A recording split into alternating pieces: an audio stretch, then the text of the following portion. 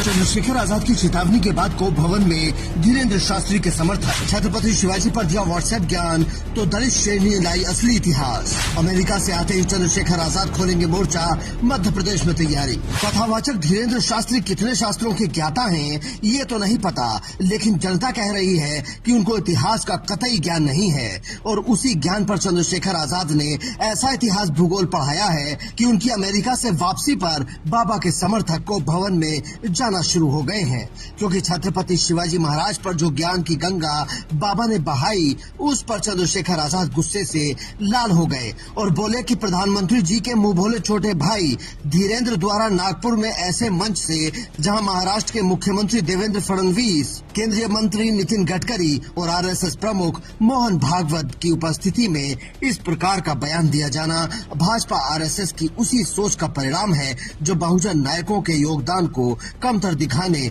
उनके संघर्ष को कमजोर करने और उनके व्यक्तित्व को विकृत करने की कोशिश लगातार की जाती रही है। अब पहले सुनिए कि कथावाचक धीरेन्द्र शास्त्री ने क्या कहा था, उसके बाद आगे की कहानी समझाएंगे।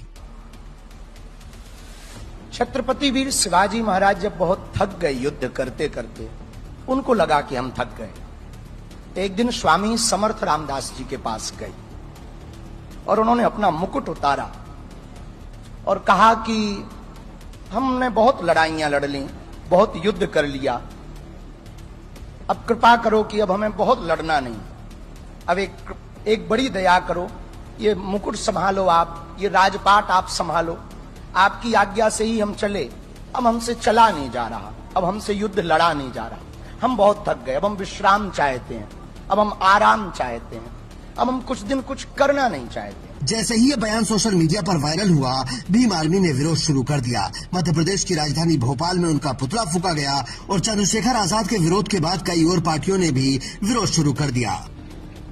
धीरेन्द्र शास्त्री महाराष्ट्र की धरती पर पहुंचकर ये कह रहे थे कि शिवाजी, छत्रपति शिवाजी जाते हैं रामदास स्वामी के सामने और अपना मुकुट उनके सामने रख देते हैं। शिवाजी कहते हैं मैं लड़ते लड़ते थक गया, अब आप राजपाट संभालो। कहां से लाए ये इतिहास? शिवाजी थक गए, शिवाजी लड़ना नहीं चाहते थे, कहां से सीखे? संघ ने भेजा आपको? कौन ये बातें बता जाता है? इतिहास को तोड़ना मरोड़ना शुरू से संघ की नीति रही है कि उनको पता है कि अगर स्टेटस को मेंटेन करके रखना है तो कोई सबसे बड़ा औजार है तो विचार है। तो इतिहास को विकृत करो, उसको तोड़ो मरोड़ो। इसीलिए मैं आज किताब आपके सामने प्रस्तुत कर रही हूँ। मैं इसको कल पूरा खत्म किया और मैं आपसे अपील कर रही हूँ, इस किताब को पढ़िए और समझिए कि आखिर सच्ची इतिहास जानना समझना कितना जरूरी है, क्योंकि हमारे पास खोने कुछ नहीं है। जो है हमारे विचार है, उस विचारों से अपने आप को लेस करना पड़ेगा, तभी हम इन लोगों से लड़ पाएंगे। और जो हमारे लोगों को, हमारे शासकों को, हमारे जो इतिहास में जो बड़े बड़े हमारे वीर हुए, उनको ये छोटा जब करने की कोशिश करें तो हम उनके मुंह पर तथ्य दे मारें। प्रियंका बाबा के लिए इतिहास की किताब लेकर आई थी और चंद्रशेखर आजाद सोशल मीडिया पर अमेरिका से ही उन्हें ज्ञान दे रहे थे। उन्होंने साफ शब्दों में कहा कि ऐसे भ्रामक और असत्य बयानों के माध्यम से न केवल समाज को गुमराह किया जा रहा है, बल्कि नई पीढ़ी के सामने इतिहास की विकृत तस्वीर प्रस्तुत की जा रही है। यह सीधे तौर पर हमारे महापुरुषों के गौरव को ठेस पहुँचाने का प्रयास है। हम स्पष्ट करना चाहते हैं कि बहुजन समाज अपने महापुरुषों के सम्मान के साथ किसी भी प्रकार का समझौता नहीं करेगा। इस बयान के लिए धीरेन्द्र पर कड़ी कार्रवाई की जानी चाहिए। अब सवाल ये है कि क्या धीरेन्द्र शास्त्री पर किसी तरह की कोई कार्रवाई होगी, क्योंकि महाराष्ट्र से भी इस बयान का विरोध सामने आ रहा है।